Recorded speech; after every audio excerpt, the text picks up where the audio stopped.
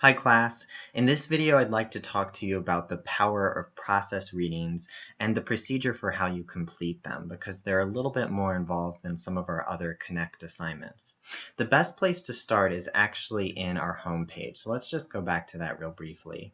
In the home page you can click on Course Content, and from there you'll click on Connect Materials to find the power of process activities. For this exercise, I'm just going to go back to something we've reviewed already, which is the power of process tutorial. We did this in class. This again is just a refresher in case you're confused by the process and you want a little bit more support. So let's click on the POP tutorial, and from there it's going to take you to the Connect site. And I'm going to show you the student preview so that we're looking at the same thing essentially. In the preview, we'll see the student assignment view.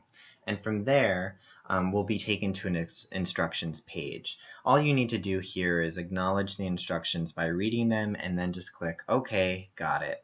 From there, you're given this process wheel. And so I've actually gone through and done this entire power of process activity myself, just so that we could breeze through this a little bit quicker in this tutorial. What I'm going to do is just take you through the process as it begins. So usually you complete a couple before reading activities, you do a couple during reading activities, and you do a few after reading activities. Let's go ahead and start. So the idea is that we want to complete a full revolution of this wheel before we enter the My Process reflection. Let's start with the first before reading activity. You're going to click on that, and from there it's going to give you access to the essay you are assigned to read and to write about and to reflect on. And so this is The Truth About Multitasking by Janet Elder, and the first activity it asks you to complete is this right here. You have this little preview the text in this box that enters. When you look at the title, author, headings, paragraphs, vocabulary, and any other clues, what do you learn about the text? Okay, so that's what's being asked of us.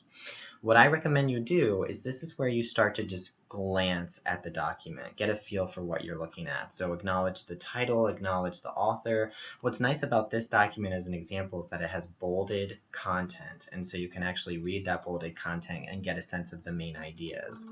I ended up writing this. My recommendation for the information you do write in these boxes before you save, make sure that they're grammatically correct, complete sentences. That's just a good skill to master at the very beginning of the semester. You want to write in complete sentences.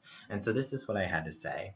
The Truth About Multitasking is an essay written by Janet Elder. Based on my preview of the text, I think it will be about multitasking and how it is not always an effective strategy for some individuals. I would say that's a pretty good start. Obviously, this is Professor Decker writing the response to the question, but you obviously have your own brains and your own ideas, and I just look forward to seeing what you have to say. I'm going to save this, and that's going to take me back to my process wheel. And then the next thing I do is before reading. I'm going to look at scan for new vocabulary. For this one, it wants you to actually highlight some words. When you look through the text for unfamiliar words, what words do you find? What dictionary definitions fit how the words might be used in the text? So my example here is impression. What I did was I highlighted impression, and from there I clicked annotate. Since I've already done it, it's not going to show you how to do that, but here's what I ultimately did. I am pretending here that I didn't know what that word impression meant, and so what I did was I went to a dictionary and I started typing in what the word means. And that whole process is going to help me learn the word and have a better understanding of how it's used in a sentence and for what purpose. And so that's a great way for you to complete this activity here, scan for new vocabulary. I'm going to move on again. I know I'm going a little fast, but you get the idea. From there, my process wheel is going to ask me to highlight and annotate. So I'm going to go through, and again, I've highlighted a few things for you right here in the pink. So I've highlighted the main ideas.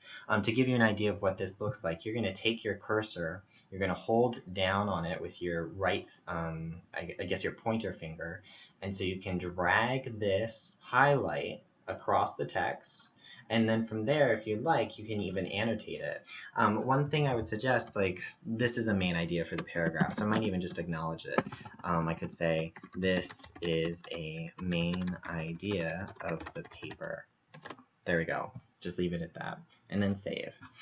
This is just a good strategy, again, to help you formalize your understanding of these different sentences and how they operate in the paragraphs themselves. You get a sense of structure, you get a sense of how the author wants these paragraphs to be read and what main ideas the author wants you to take away from them by the end of the reading process.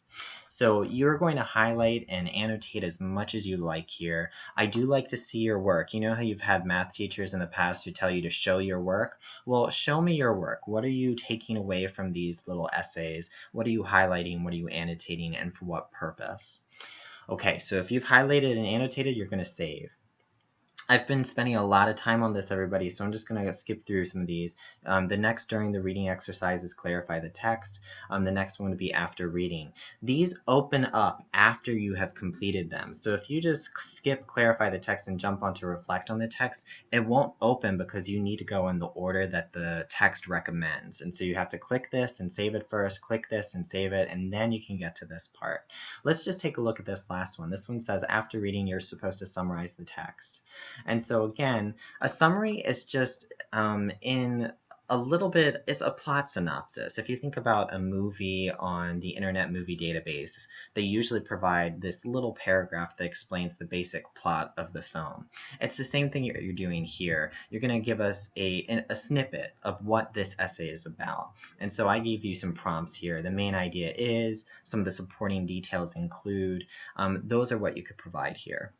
You're going to save that, and at this point you've completed the entire revolution of the wheel. So my suggestion is to review your process reflection, and this is where you'll start here. You're going to click on that.